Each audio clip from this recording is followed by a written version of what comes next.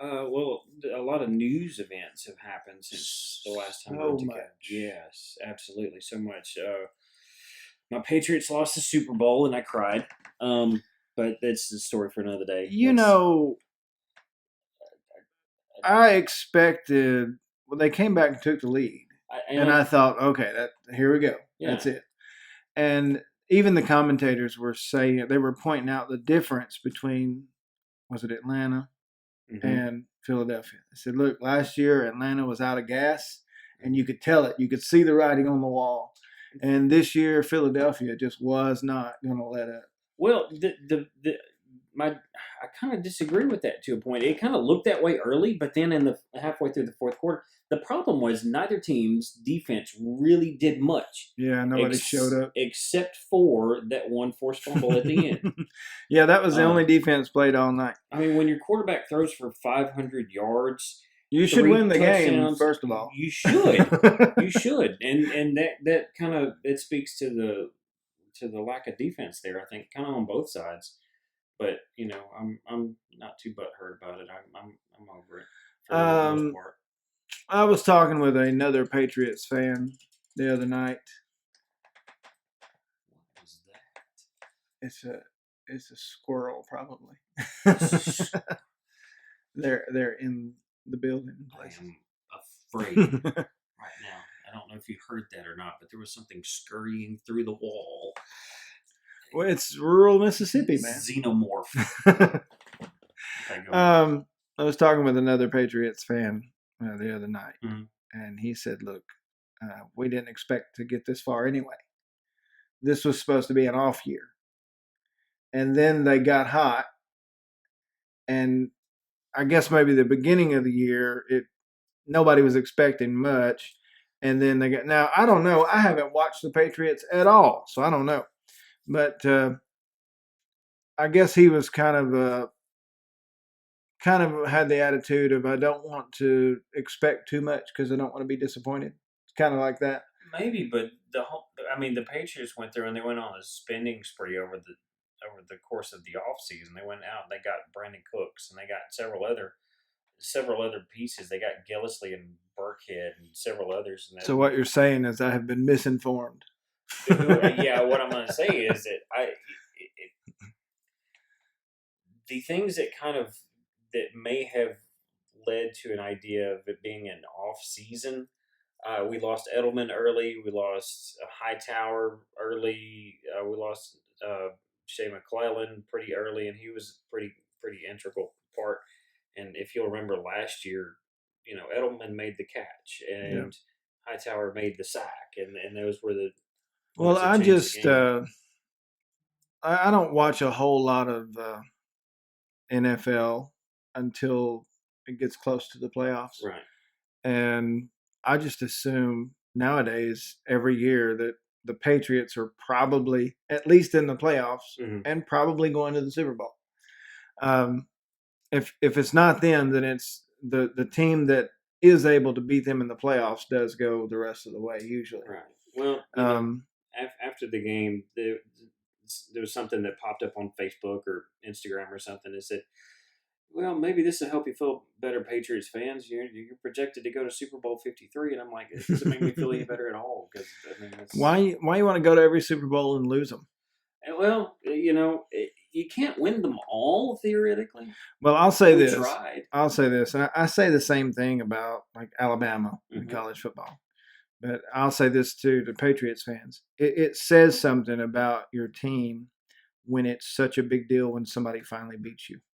Yes, That speaks to just how good you are when absolutely. it's not, well, are they going to win this year or are they not? It's more of a surprise when they don't win it all. And everybody's like, yeah, we beat the Patriots. Well, that ought to say something about you. Now, Well, Alabama's the same way. A team beats Alabama in the first 3 games of the season, and they act like they just won the national championship. Ole Miss Ole for 2 Miss. years. That speaks more to just how good Alabama is than Philly, Philly, Philly kind of pulled an Ole Miss when Ole Miss beat Alabama the first time in the 2 years that they beat them. Ole Miss went through and they tore down the goalpost.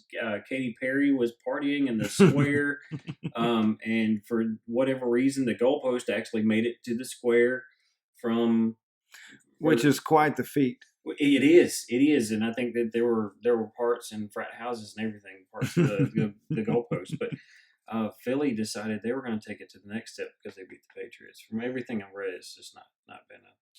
You know, I started to pull up the highlight where they did the trick play, and you know they showed that replay 5,000 times throughout the rest of the game. Yes, and they called it the play. Yeah, it's the play, and look, it was cool, but I really started to feel bad for Patriots fans because the entire second half you had to watch that thing.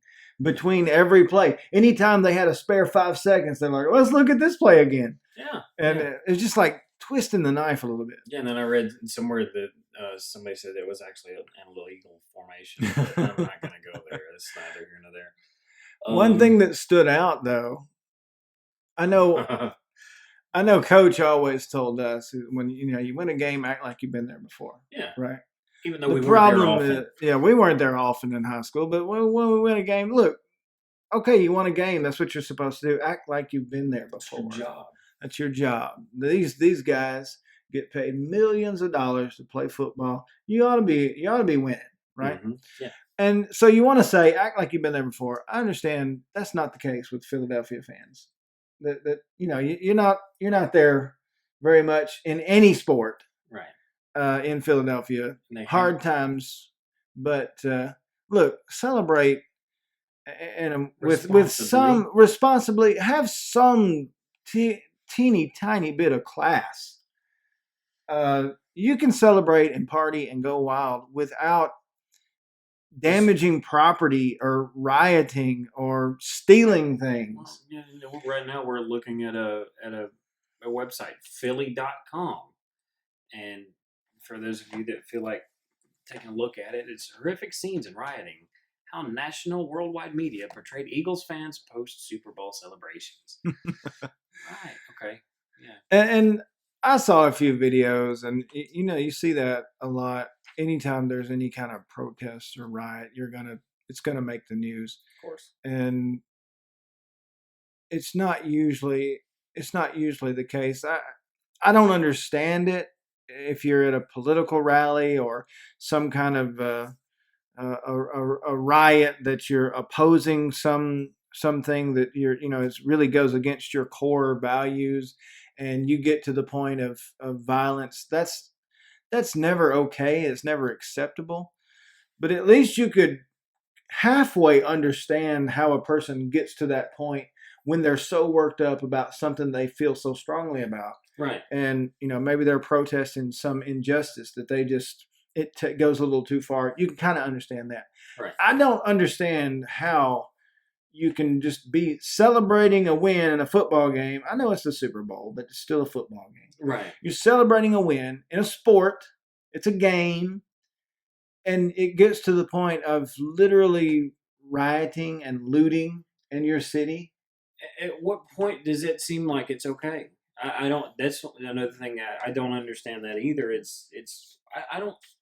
Why do you set out to hurt other people? And I don't understand why people don't understand the people who are involved in this kind of behavior. I don't know how they don't understand that that's actually hurting other people and the city that they're supposed to be representing. Right. And like I said, I understand we have, riots are a thing. It happens a lot. And it usually is that somebody or some group is standing up for some injustice, and it goes too far maybe. Mm-hmm. And they, sometimes it'll spill over into a store or into somebody that's not involved in the protest or in the debate. And I can understand that at least. But celebrating a Super Bowl win, you wouldn't think you'd destroy a city or set things ablaze or steal things just celebrating a Super Bowl win. There was so Philly fans, look, have a little class. Act like you've been there before, even if you haven't. I mean, at least act like you halfway expected it. And this certainly isn't to say that all Philly fans are involved in the rioting and the horrific scenes, but for those that are, come on, man. Yeah, that used to be a whole bit on ESPN. Come on, man. Yeah. But yeah, I don't really understand how you can get to that point in your celebration. It was a good thing. It was a positive thing. We ought to all be able to be happy together, Right, and celebrate. I'm okay with Philly winning. They haven't been there before, so I'm okay with it. And look, it was a good game. It was an offensive clinic. Both offenses were fantastic. It was entertaining from the outset, and I'll say this: yeah, they beat Tom Brady and the Patriots. It took every last second to make sure they were going to beat Tom Brady and the Patriots. Right. I halfway thought they were going to catch that pass in the end zone at the last second and get a 2-point conversion and send this thing into overtime. That's how good Tom Brady is, Right. how good the Patriots are, that I was just expecting, like, we're probably fixing to go to overtime. I would have probably pulled all my hair out. or possibly had a heart attack. I don't know. It's either one of those two things could have happened. But look, I thought about you when the clock read 0 and the Patriots were second place yet again.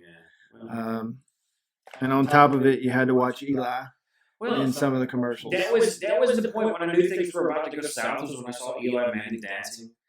I was like, oh man, we're in trouble. Bad omen. That was it. Bad omen. That was it. And then I actually saw an article later on that said, or it was a meme or something that said as soon as the Patriots fans saw Eli, they knew that they were in trouble. I was thinking, that's trouble. Well, there's been, over the past few weeks, there's been a lot of trailers and things to pop up, and some of those we'll discuss in our discussion of Marvel versus DC. Mm-hmm. But did you have anything you wanted to bring up in the news section? Sure. Well, a lot of the things that we kind of talk about, they feed off of the Marvel and the DC, but one of them, we kind of want to hit on the Deadpool 2 trailer. Get it out. Deadpool 2 trailer. Yeah, we'll get it out in a minute. I saw the trailer. I thought it was entertaining. Thanos is in it. Obviously, it's the same guy playing Cable. It's neither here that they're or Ned. Man, what is the deal? He's going to say neither here nor there, I think. Eventually. I might just skip that since you got it covered for me. But anyway, it was entertaining. It was most certainly a Deadpool trailer, but it was almost like it was too much Deadpool for the trailer because it was just kind of too much fourth wall breaking. Well, I'll say this: the promotional materials are always going to be like that, I guess. That's kind of their shtick. Mm-hmm. But it does look like the movie is going to be maybe even better than the first one. Which, to me, I thought the first film was fantastic. It was really good. Now, granted, it's not one that I'm going to take my daughter to see by any stretch. Now, she knows who Deadpool is because she's watched, she is her father's daughter, and she likes all the superheroes and all that kind of stuff, too, and she's watched Spider-Man cartoons, and Deadpool shows up in there. Well, and that's the thing. I mean, if we were talking to parents, or both of us as parents, you have to be careful. I know when the first Deadpool movie came out, there were a lot of parents that took their kids to see that movie because, hey, it's another superhero movie. Some people went on Valentine's dates to see it and didn't get what they were expecting. Part of that was because some of the promotional material made it look like, and some of the ads were like, "Come see this romantic movie." Yes, no, I remember that. That was hysterical. They thought they were trying to promote it as such, but parents, just because your kid is asking to see this new superhero movie, don't assume that it's like all of the other superhero movies. It is not for kids, and probably not for most adults, if I'm honest. I mean, it's an acquired taste. You're either a huge fan of Deadpool and you know what you're about to get into, or you're surprised and walk out of the theater 5 minutes in. Right, yeah. Yeah, it's an entertaining film. There's a lot of funny stuff in it. The language is not family friendly at all. It's there's a lot there to left to be desired. But Um, yeah, the second movie does look like it's going to be made. Like I said, maybe even better I'll, than the first one. I'll see it. And I it's will. another one of those movies that's it's even watching the trailers about Cable and meeting Cable and Mhm. uh, any fan of that series will know who Cable is. They'll be excited about that, Right. and I'm sure that most people, especially if you're not into comics, and most of these movies, when you see it, that's the first time you're ever uh, discovering that character. Hmm. Some of the things that you see in the movies that are purely for fans, that it's just like little little Easter secret eggs. things, little Easter eggs here and there. And even when they started hinting that Cable would be in the sequel, well, fans went crazy. But if Right. you're not a big Deadpool fan, you don't really think about that. You don't care about that. It's Well, just if another at the end of the first film, after the credits, the the after Ferris credit Bueller thing. said, Yeah, "Hey, we're already working on the second one. Cable's going to be in it. It's right. going to be And fantastic." everybody was excited that knew who Cable was and Right. that Yeah. that were fans. But Hmm. well, we also we just got finished watching the Venom trailer, Yes. It's a nice little and segue. and I had not watched it yet. I saw a couple of posts about it, and I just hadn't had time to sit down and watch it. And I saw it earlier today. and John said, "Hey, let's watch it, and then we can mention it." And John's assessment was right on. Tell him what you were telling me before we even watched it. I said it's a lot of nothing. A lot of nothing. It's Ed Hardy. Is it Ed Hardy? Not, no, Tom Hardy. Tom Hardy. That guy, Tom not Hardy. Ed Hardy. Who's that? Anyway, Tom Hardy. To me, it looks like Tom Hardy trying to be Mark Wahlberg, trying to play Venom, and there's no Venom in the trailer. Which that was my initial reaction. You said, "Look, watch this. Tell me what you think." And the first thing I said was, "That could have been anything." Anything. It could have been The Walking Dead with Tom At the Hardy. very end of the trailer, I understand it's a teaser. You don't show a lot. Okay. The very end of the trailer, you get the Venom face, Hmm. and I'm sure that gets Venom fans excited. But if you look back at the trailer, and I even said, I was like, well, what was that? It could have been. It could have been a spy thriller. Anything. Could have been a zombie movie. You don't get Right. any sense of what's going on until the Venom face at the very end, and then you go, "Oh, Venom." But then, even seeing that, I think back over the trailer and like, well, what in that trailer even hinted at anything other than the seeing the symbiote? There's, You see that for like a split second. yeah, but again, that could have been a xenomorph. Right. You know, that could Right. have been a squirrel Yeah, walking and through the ceiling, or that's the wall, or whatever. and I'll say this: I only recognize the black gooey substance Hmm. for what it was because I knew I was watching a Venom trailer. Right. If I had been sitting in the theater and that trailer just comes on cold Hmm. and I don't know what I've clicked on, and I'm trying to figure out what's going on. For one thing, Tom Hardy's in a lot of different things. Right. So it could be anything. Could be a And prequel to Mad Max. even seeing all of the images that they show in that trailer, you really don't get any clue for what it is until the very end when they show, the Venom face and then the logo. And But there's nothing else there that ties it to the rest of what Marvel or even Sony's trying to do. The only thing that I thought maybe, and I couldn't really tell because it was the way that the trailer moved, it looks like maybe the back of Tom Holland's head. So you think maybe Spider-Man's in it, and that would be the thing that ties it to Marvel? I've read that Tom Holland is in it. Well, that's Venom's origin is that both Eddie Brock and the Venom symbiote hate Spider-Man Yeah. because, well, one, he ruined Eddie Brock's life, and two, because uh, Peter rejected the symbiote. And I read and hear so many things about what Sony is trying to do with Venom. They're saying, well, this is not actually in the Marvel Cinematic Universe. Well, I hear that, and I hear that it is. I read that they're trying. Some people are saying they're trying to do their own Spider-Man universe, but they're starting it with Venom, and they may have another Spider-Man, a different Spider-Man. Okay, than DC, Peter. why are you involved in Marvel stuff? I don't know. So, but Sony, Sony is another studio that I mean, it took Marvel basically taking Spider-Man back for us to get another good Spider-Man movie, and of course we can talk about this too as we get over into the Marvel versus DC discussion. But Disney and Marvel are buying back properties, right? And it would suit me if they just bought back every property from everybody, and then they could do what they want with them. That is a good discussion point. We could talk about that. Let's see here. What's another thing? Nice little tidbit of information you want to? I've got a thing. This is just part of the PS4's latest update. Mm-hmm. And there's a lot of things they've done for this update, but one thing kind of stands out if you're thinking about parents of younger children. The PS4 update lets parents control how long their kids can play.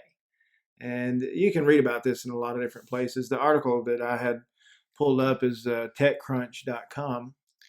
And it just says folks worried that their kids are spending a little too much time gaming should be pleased to hear about Sony's latest PS4 update.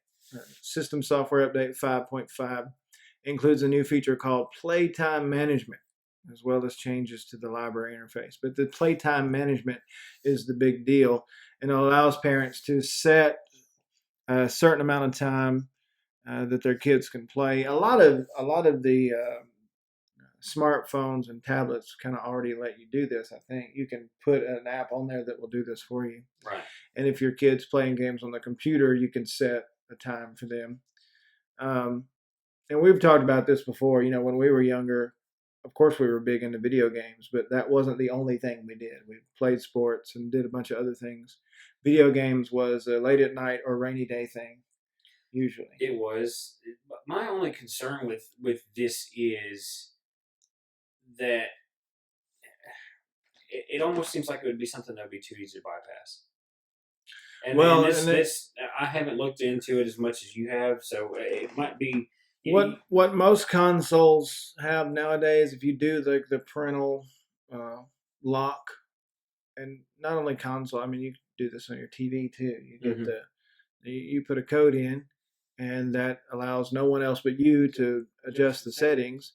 The problem is, a lot of kids nowadays are smart enough to figure out the code, or to figure out how to reset the whole thing. Well, that and the parents are lazy and they use the same code for everything. Well, but the truth is, like right now, my son has just now started playing video games just on his own instead of watching me. He's 3.5. And he's been playing a lot of Super Mario Odyssey. Right. And if I let him, he would play Super Mario Odyssey from the time he woke up to the time he went to bed. Until he passes out. Yeah, until he just passed out from exhaustion. I don't have to have an app on the Switch or something electronically to shut off, almost as if I have an excuse. Oh, well, it shut off. I have to play tomorrow. No, I just tell him to stop. Right. And my rule for him is, number one, you need to wait until I tell you you can play. Mm-hmm. And number two, when I say it's time to get off, it's time to get off. Right. And if you have a problem with either one of those, if you don't want to wait to play, you don't play at all. Right.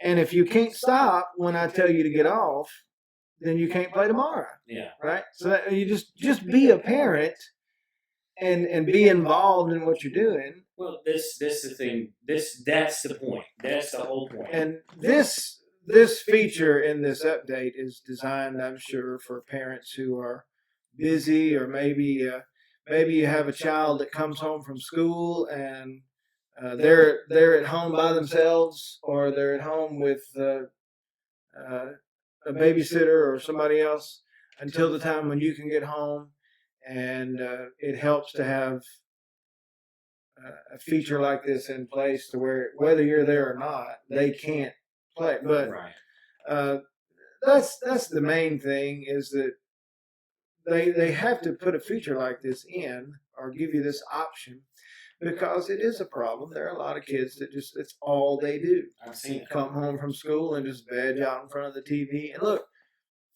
I I have played games, especially when we were in school. There were some games that would come out, and I would spend hours upon hours, just every now and then. A game come out, or maybe the guys come over one night, and you play till the sun comes up in the morning. Right. Yeah, but that's not an everyday thing. It wasn't ever. Right. And like I said, we had other interests. If you have a child that has one hobby, one interest, and that's video games, the best way maybe to curb that is not to just say, "Look, I'm kicking you off of your video games," but maybe find other interests. We make sure that Eli has a certain amount of time he can either watch a show or play a game, but then that's done. Right. So then we're doing puzzles, reading books, or going outside. And I understand maybe outside.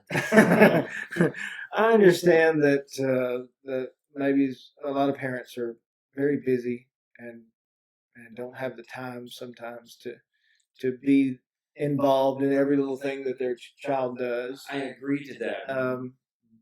The only exception is that it's been I've had as an educator, I've seen it happen more than once where a student will come up to me. He cannot write a complete sentence, but he'll tell me that he was up till 4 o'clock in the morning playing a game. Yeah, that's on the parent. Where are you? And for that, this is the playtime management is a good thing, but at the same time, it is not going to take the place of being a parent. Well, that's true, but it is kind of an aid, I guess. Yeah, absolutely. If you have this feature set up on the PS4 or whatever system it's installed on, then say your child does wake up in the middle of the night and sneak out to the game room and want to play. Well, they can't. Right. So that's it's the same theory behind putting a parental code or parental lock on your television or whatever. If you don't want your child watching certain movies or certain channels, then they won't be able to, even if you're not there. Right. So it's just an aid. It's another way to kind of help out parents. But I will say that all of these features, though they're good, they serve a purpose, they're not going to take the place of parenting. Right. It's just a good aid or help. I would always say to parents, we'll probably do an episode just completely on this at some point, but I would always say to parents, be involved in what your kid is playing. Pay attention to what they're playing. Pay attention to what they're watching on YouTube.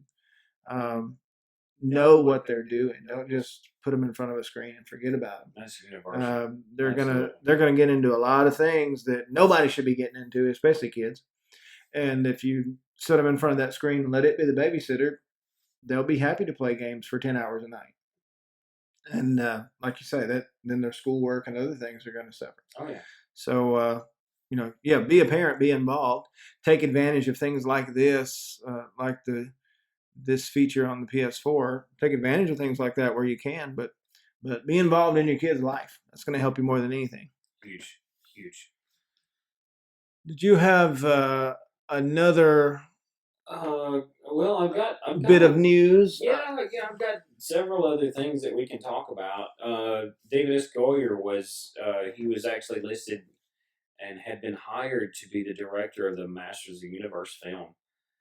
And he's decided that he no longer wants to be the director. He still wants to be involved in the film as a producer and I think a screenwriter. Which is okay. The problem is that they keep running into problems with people who are listed as directors. I think he's the second or the third person who was hired as a director for the film.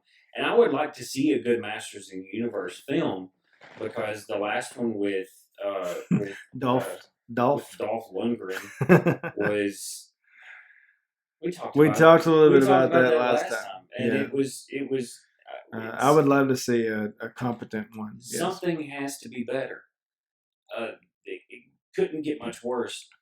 I thought that, until a couple of days ago, they actually released, and if you want to, you can Google this and show it on the screen. They released a picture of Tila's battle suit, and it looks like the I don't know how to describe it. It's just it as far as I'm aware, they have no cast, and they have created Google's Tila's battle suit, and I think it looks terrible.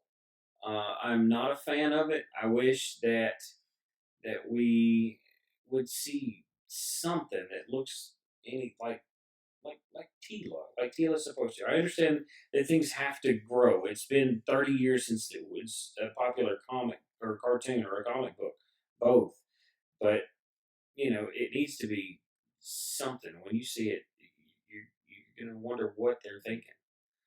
Uh, yeah, there's gonna be that's what I've seen. Okay. That's it right there. It looks. I don't know what that looks like. That's it. That's it. If you look down in the right hand corner of that picture, it says Tila Battlesuit, Hmm. and I don't get it. At this point here, as It looks. I was trying to think. It looks like a random video game enemy.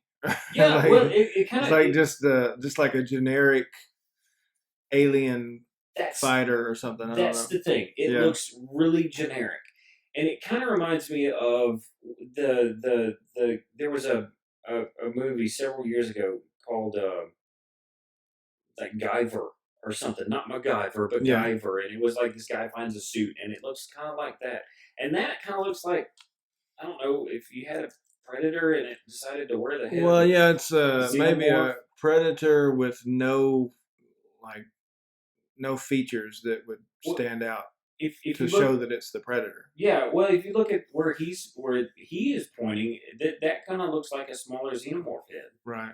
So they took the body off of a predator and put a xenomorph head on it, and it's Tila's battlesuit. No, Yeah, I don't know. That doesn't look like anything that you ever saw in the cartoon. Of course, like you said, I know not everything's going to be exact, and but I kind of hope that they I, ditch it. I really do, and I'm not. Maybe that's why he left because yeah, that doesn't look very good at all, does it? mm-mm. So that doesn't give me a lot of hope. No, that ruins it for me. And speaking of kind of segueing from one '80s property to somebody who's controlled another one, um, Michael Bay has been rumored to direct a standalone Lobo film, and Explosions. that's if there's a character that I feel like Michael Bay could do okay with, it would be the main man Lobo because he's a bounty hunter, an intergalactic bounty hunter, and his specialty would be blowing stuff up in space. So I kind of feel like if anybody could do it right, it would be Michael Bay. Yeah. Except I really feel like what Michael Bay will do is turn it into a Transformers on Earth featuring Lobo. That's this kind of the thing that I'm afraid of. I could see Lobo as he's a spacefaring pirate bounty hunter guy on an awesome motorcycle. Well, and that's one of the things. We can talk more about this when we get into the Marvel versus DC discussion, which we are getting to, by the way. Eventually. Matter of fact, I'm gonna cut my other news stories out so we can go ahead and get to that. But one of the things about Guardians of the Galaxy that I appreciate is that it takes place all over the place. It's not right here on Earth for the whole movie.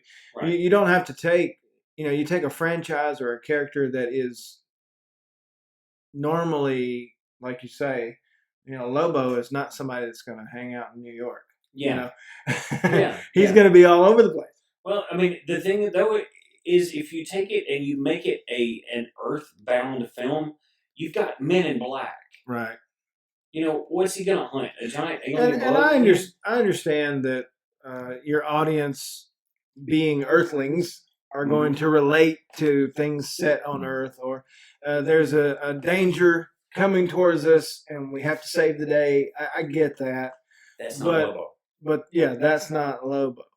And so that's what I appreciate about the Guardians of the Galaxy is Right. that there's a lot going on, and these you can identify with the characters, but it's not because I recognize that building because it's in this city or that city. Right. Well, Um, this is the thing. I kind of feel like I'm hopeful with Michael Bay because there have been properties that he's handled really well.